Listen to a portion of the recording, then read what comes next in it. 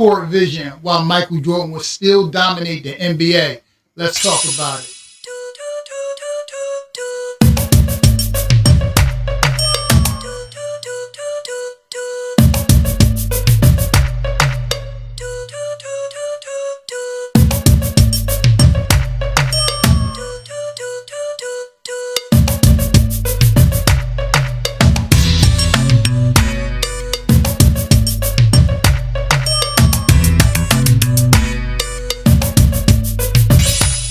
Okay, reactors, welcome back to the channel, the Nuclear Reactor, the reaction channel where all the reactions go nuclear. Before we get into this video, if y'all a sports fan, go over to my sports channel, Ring Culture, link in the description. But back over here playing the Nuclear Reactor, y'all know I believe every action deserves a reaction. And over here, we are very reactionary. Make sure y'all like and comment down below. That's how y'all get me into the algorithm, and then I'll go get them with my content, hit them and fit them and sit with them. Subscribe and hit the bell notifications so y'all can be notified for every time I upload, and I upload a lot.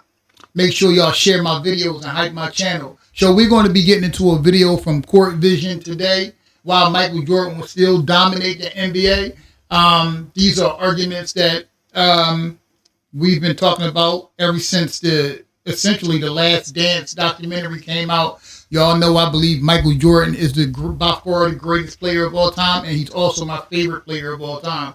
And yes, I do believe Jordan would dominate this soft, easy scoring, lack of defense era. But let's see what Court Vision has to say. Let's get into it. When people talk about Michael Jordan today, the debate usually goes in two directions. On one side, you've got the crowd that says Jordan is the greatest player of all time, a player who could walk into any era and still dominate. On the other side, you've got people who say the game has changed too much, that defenses are different, players are more athletic, the pace and spacing would expose his weaknesses, and Jordan would basically just be a great player, but not the unstoppable force he once was. But you imagine pitting Jordan in the space era? Are you crazy? His mid-range jumper was insane, and when he wanted to shoot threes, he was knocking Jones down.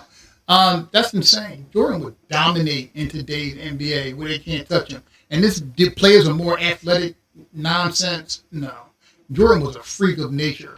But not the unstoppable force he once was. But here's the thing. When you actually dive into the numbers, the film, and the context of how Jordan played, the idea that he wouldn't dominate today is almost laughable. In fact, There's a strong case to be made that Michael Jordan might be even better in today's NBA than he was in the 80s and 90s. Let's start with the obvious, scoring. Jordan was a career 30-point-per-game scorer, the highest average in NBA history. That's without the benefit of modern space. Also, I want to say something about this.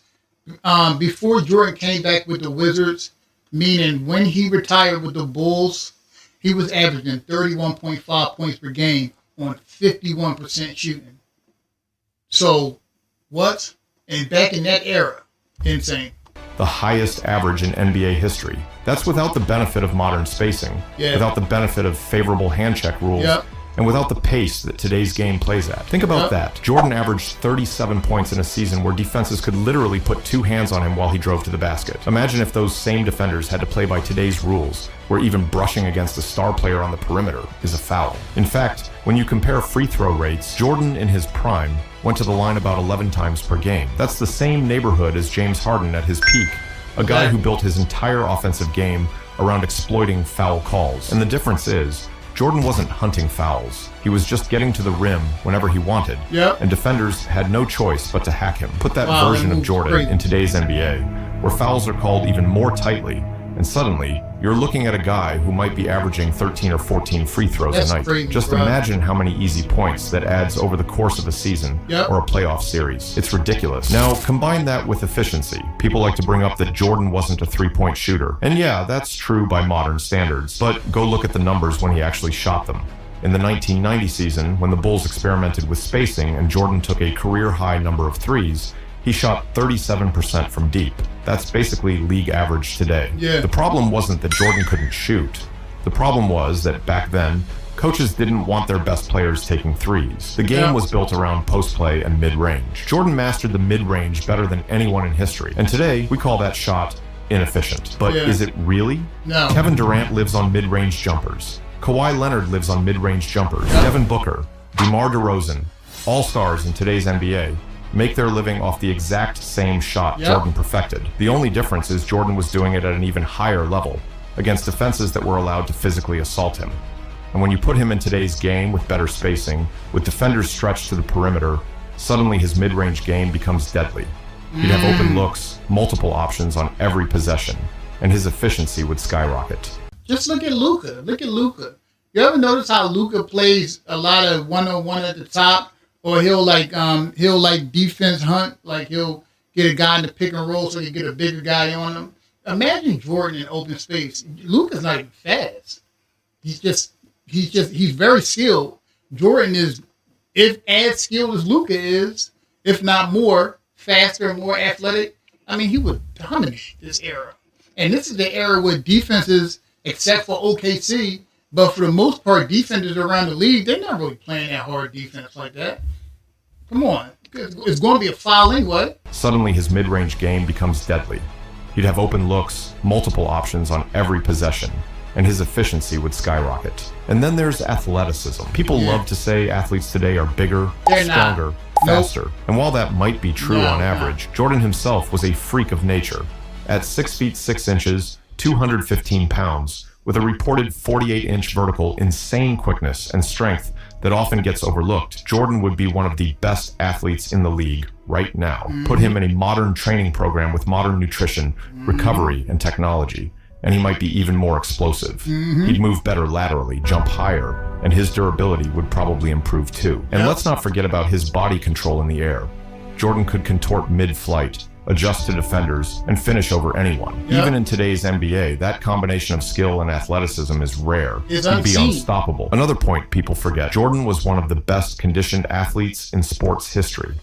His teammates would talk about how he never got tired, how he would go 40-plus minutes a night and still be the most energetic guy on the court. In today's game, where stars rest, where minutes are managed, where travel is easier, Jordan's conditioning advantage would be even greater. He wouldn't need load management. He'd be on the court every night, demanding the ball, demanding the game be played on his terms. But scoring and athleticism is just one part of the equation. The thing that really separates Jordan, and the thing that would translate perfectly into today's game, is mentality. This is the part you can't measure with stats. Jordan's obsession with winning, his killer instinct, his refusal to accept losing. You hear players say it. I remember John Stark said whenever they had a scout and the Knicks had a scouted a player, like some people, they'll say make him go left, you know what I'm saying? Make him use that right hand, run him into double teams. He said every time it was up to the Bulls, his scout report for Jordan would just say good luck.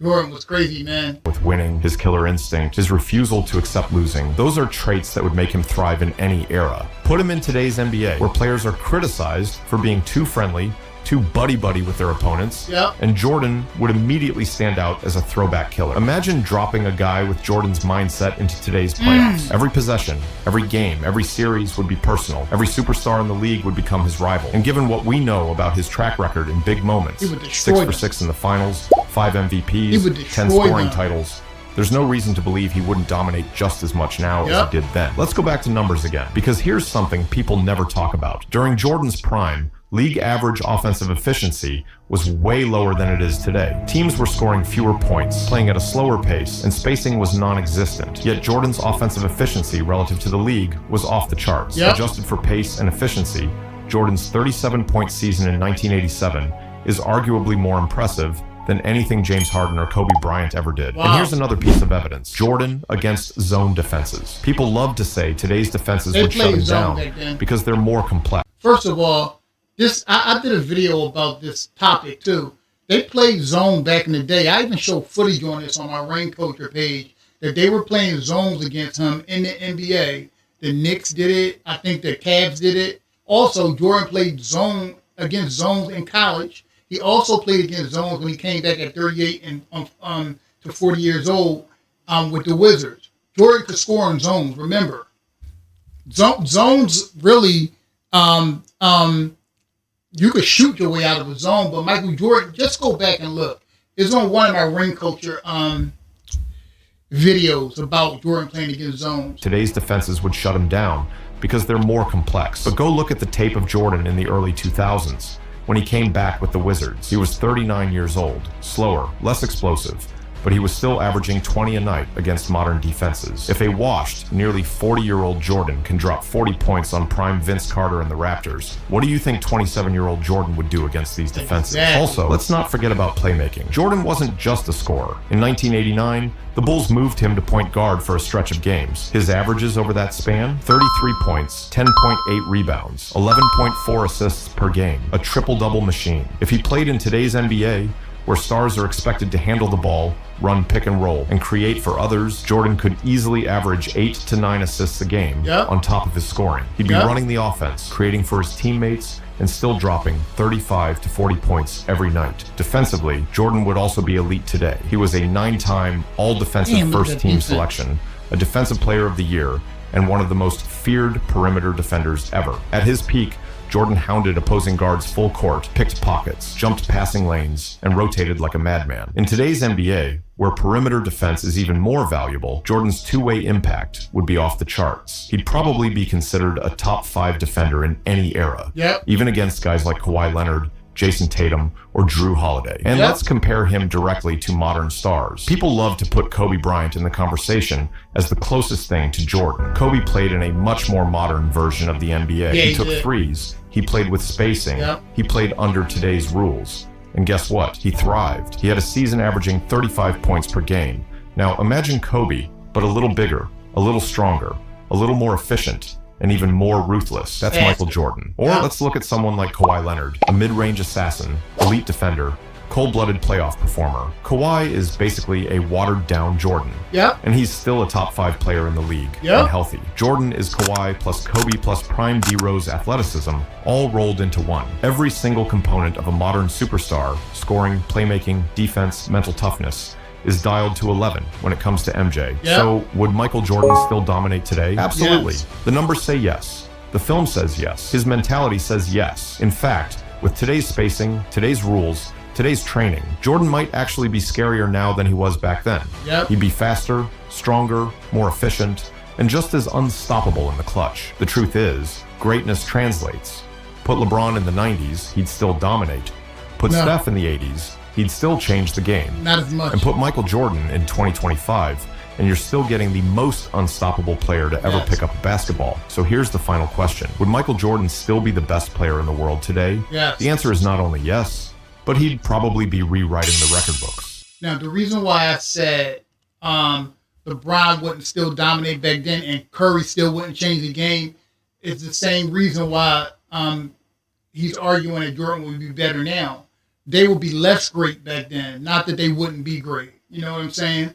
I believe Jordan back then is less great than he would be now because the rules are conducive to the offensive player now. So you see LeBron and Curry doing these things. Not to mention, Curry would not be shooting threes like that back in the day. He would be getting laid out. That's why it wasn't considered, not only was it not considered a good shot back then, teams wasn't going to let you get to those shots all the time. But anyway, everything else I believe is 100% correct. Michael Jordan would dominate today's NBA.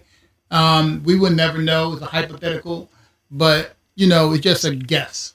I think he would, though. I think if given the lax rules now and his mentality, along with all the gifts that he was blessed with physically, he would dominate. But anyway, y'all let me know what y'all think down below. That is the video for today. Always remember, the pleasure will always be mine. The reaction, well, that will always be yours. I love y'all.